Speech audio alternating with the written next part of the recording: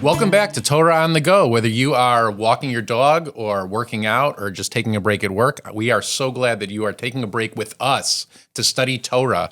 I am thrilled to welcome to the podcast today my partner on the Bima, Cantor Jacqueline Rafii. Thank you, Rabbi. Thanks so much for having me. It is a pleasure. It just was like a perfect fit. We're talking about sacrificing animals and wanted to bring you into the conversation. That's right. Yeah, Leviticus. my specialty. Leviticus. That's right. So we are now, last week we talked with Rabbi Feinstein about the first word of the book of Vayikra. And just to read the first several verses, God called to Moses. Hashem spoke to him from the tent of meeting, saying, "Speak to the children of Israel and say to them, when a man among you brings an offering to Hashem from animals, from the cattle, from the flock, you shall bring your offering if one's offering is an elevation offering." A lot of offering, a lot of discussion of animals. This is a very different idea of holiness and sanctuary than the one that we create on Shabbos morning and Chagim. Thank God. Thank God. It's a good way of saying it. It's a good way of saying it. So how do you relate when you read the book of Leviticus to what it is that we do on Shabbat morning? Some of the ways that the Israelites accepted the relationship with God or developed their relationship with God was through, as we know, korban is the way that we describe animal sacrifice, and that means to draw near. And once they gave these sacrifices, these burnt offerings, it was reach nichoach, it was a pleasing odor to God. So I think the parallel today is that the way that we are drawing close to God, again, thank God, not through animal sacrifice, is through prayer and through liturgy and through music. And whereas the animal sacrifices represented a pleasing odor to God, I think today maybe that sensory experience is more a pleasing sound. A pleasing sound, right. Could you imagine how horrifying the sounds must have been? I mean, we don't talk about this as much when you're reading the book of Leviticus, as I've spent the last few weeks doing in preparing for these episodes, and spoiler alert, I've read ahead. So when you read it, you hear about all, cattle, sheep, bulls, bringing these animals up to the altar and then actually, sacrificing them, the actual act of physically sacrificing these animals. The sounds must have been terrible. It must have been scary also. Yeah. It must have been scary for people. I think it would have been, it was very inspiring for people. Mm-hmm. Like they were bringing something of tremendous value and handing it over. Right. And at the same time, it was a very different kind of inspiration than listening to you sing Hineni, right? I mean that's like the juxtaposition in my mind. I hope so, right? Exactly. I hope so. And yet there's something very carnal about this experience, right? Yes, both I would say, and all the senses. Maybe the smell, probably the smell of blood for us, the sight of the blood, as you said, the sounds, all of that, the whole sensation seems very raw, carnal, to your point. And I think it's an interesting juxtaposition with the first word, Vayikra, right, which has that small aleph, which is the opposite of dramatic and big. It's small. It's showing us that holiness can be almost silent. It could be a still small voice within us. And I think that we can tap into that more nowadays in our experience of prayer, with like the breath that comes before Hineni, a breath that comes before music, quiet pieces of liturgy. And maybe there were quiet moments like right before the slaughter or after the slaughter when everyone's standing in awe. But I find it really interesting that there's this juxtaposition of some loud, screaming probably of the animal and the sight of blood, and then the call to holiness, the call to Moshe, which is something maybe internal and quiet and sacred. That's beautiful. That's beautiful. I mean, it reminds me like the words that are used in the actual opening sentences, this first chapter of Vayikra.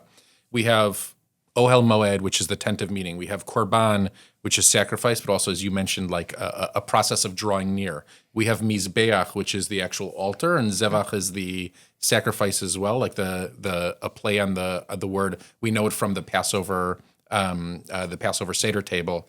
Mm-hmm. The word that doesn't appear in the entire chapter is the word mikdash, right? Mm-hmm. That we know from chapter 25 of Exodus, Vasuli mikdash v'shechanti b'tocham, like create for me a sanctuary, a holy place, and I will dwell in them, inside of them. Almost like in an internal way, like you said, the small aleph. Right. So we come back to this word, it feels like mikdash in its small sense, like in its missing sense, in its internal sense, should belong somewhere in the chapter. and yet Mikdash doesn't appear. This sense of holiness it's a different sense of holiness that we get. Like the holiness of the sanctuary that we're building in Exodus doesn't feel in some ways congruent with the activities that are going on in the book of Leviticus. Yes.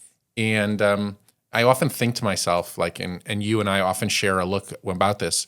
We have congregants listening right now. There's always a moment in the service where we're standing at the podiums, but there's still like raucous chaos going on in the sanctuary, right? It always happens as we return the Torahs to the ark. Yes. People have not stopped talking to their neighbor. People have not stopped standing in the aisle. Everyone is still like carrying on. And then I always have to ask people to please be seated. Let's open up our Sidurim again. I give them a bunch of like prompts and then you sing Chatzi Kaddish, and it's almost like a transition to bring us back. Bring us back. And It's beautiful. it feels like in some ways that's what this chapter is doing. Bringing us back to holiness. Bringing us back to a different kind of holiness. Like if the tabernacle in Exodus, if that was a celestial anticipatory holiness of God coming down and dwelling amongst us, right? Yeah. This is very grounded. This is very different. Yes.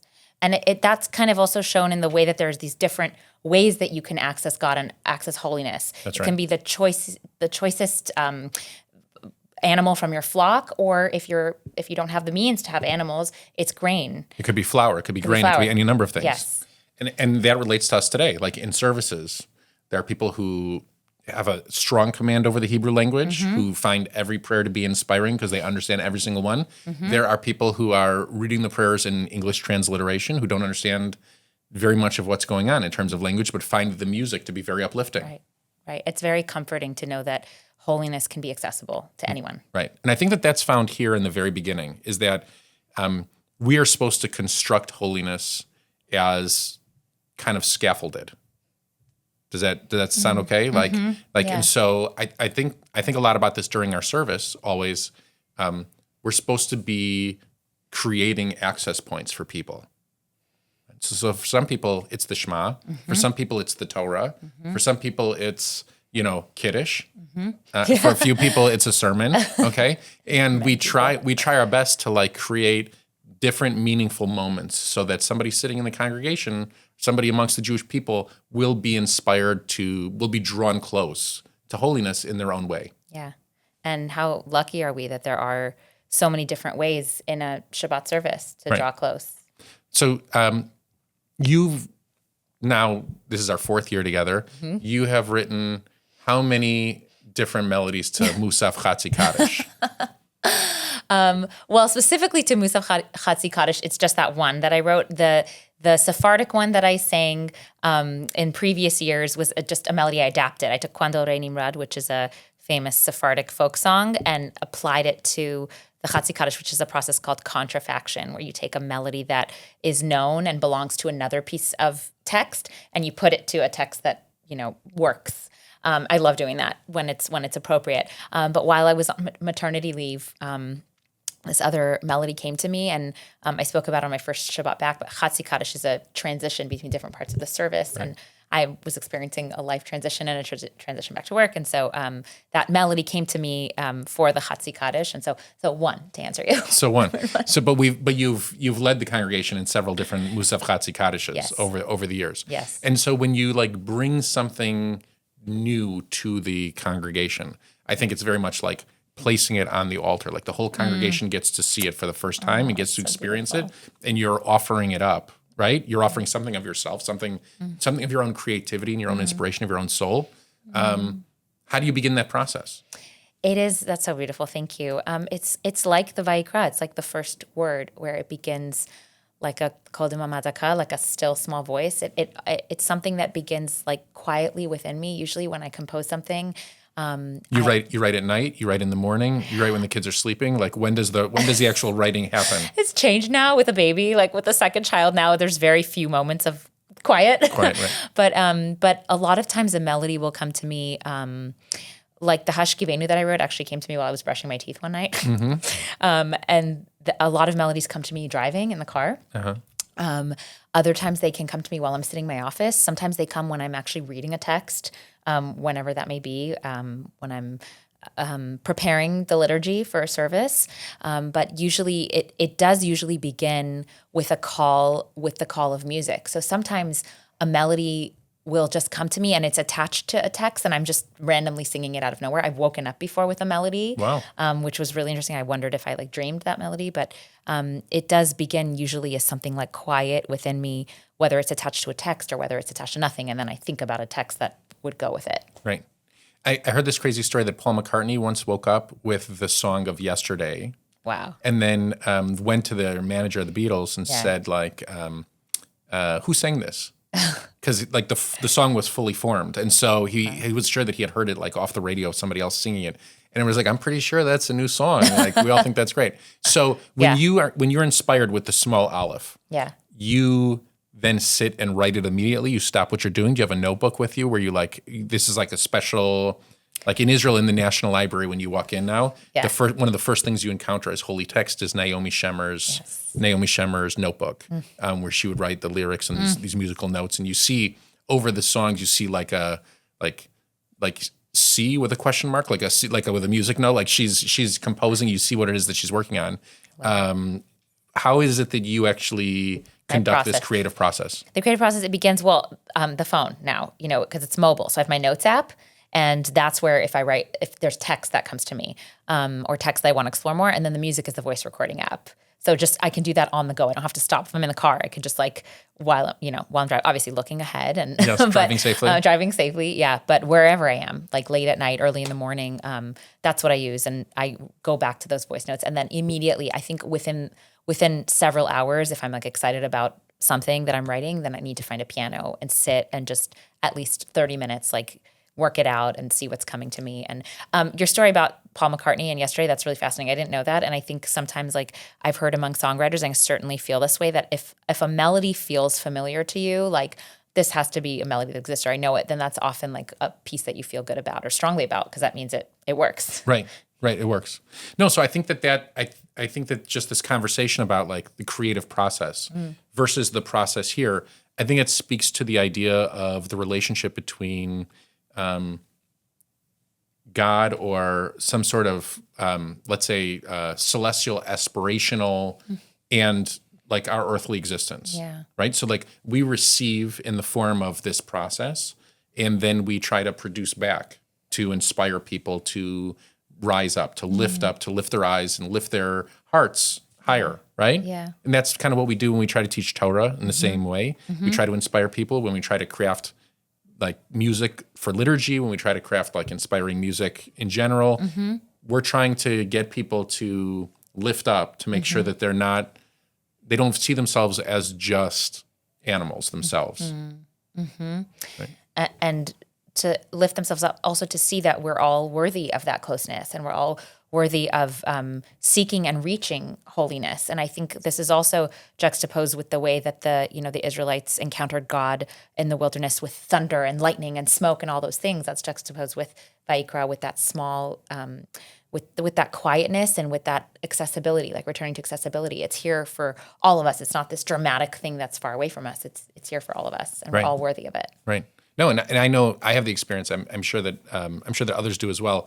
Like when I see something magical happening on the bima musically, like I know that I'm incapable of it. So it's something that's like beyond me, and oftentimes that's more inspiring to somebody is to watch something happen that's beyond themselves than to. If I'm engaged in like a Torah study and I see someone like deliver a good teaching, I always think like that's a great teaching. That's an amazing teaching. Like, I should really do X, Y, and Z the next time because I feel very much like I'm capable of, you know what I mean? But when you see a different art form or when you see a different craft come to life, that is an entirely different skill set, and so you stand back in awe in a different way. When I read this chapter 1 of Vayikra, it feels as though Moses is being told that there's going to be another craft, right? He's not going to be the Kohen making these sacrifices, and yet he has to teach like Aaron and Aaron's sons, and he has to teach the children of Israel. This whole practice is going to go on. He's neither like while he's the leader of the children of Israel, he's not the high priest in that tabernacle. He's not going to be the one, sacrificing animals. He's not going to be the one welcoming people's sacrifices. And I always think to myself, like I empathize with Moses a little bit, right? Like he's standing off he's teaching us, and in order so that he stand to the side. Yeah. What is that midah of making? Or not a midah, but tzimtzum. Yeah, like he has to make himself smaller to allow room for the people of Israel to go on and shine. Another idea of the small olive. Yeah. Yes. Right. Yeah. Exactly. And so that's why maybe when Moses is like the most humble, he carries the midah of anavah. He carries the attribute of humility. Right. Maybe this is a way in which like we all are taught that an even higher level than drawing close to God is drawing as many people as you can close to God, right? So helping the community facilitate that closeness. Yes. Wow, that's beautiful.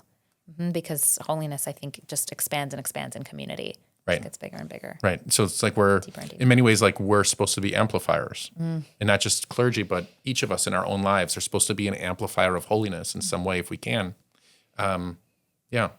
It's a great holiday theme. It's amplifying holiness. So when people come next year and they see a giant like speaker or amplifier or a megaphone, exactly. That'll be it. So get ready for posters of megaphones all through the hallway. That's what we're going to be, amplifiers of holiness. All right. It. Well, any last comments on the book of Vayikra before? Well, just that it always feels holy to be in conversation with you and to learn from you. So thank you so much for having me. Believe me, the feeling is mutual, and I'm so glad that you got a chance to visit and be part of this season. Thank you. Because of the book of Leviticus and this topic, it could easily be our last. So I'm glad that you got a chance to visit. We are so far we have gotten good feedback from everybody about the first few episodes. And I feel as though this is a book that Jewish leaders often shy away from because it's scary, and because we don't necessarily appreciate this particular practice, and so we shy away from it. But I actually think that it's an important practice to reflect on because it's in so many ways our roots. That's right. Yes. So before there was inspiring music, before there was Torah teaching, before there was everything, there was a goat on the altar. We started from there. From there. And on that note, thank you very much for joining us. We look forward to studying with you next week. Please, if you have a question about Leviticus, feel free to send us those questions online. Go to the webpage, vbs.org. There is a media link, and you can send us any inquiry through the link. We look forward to studying with you next time.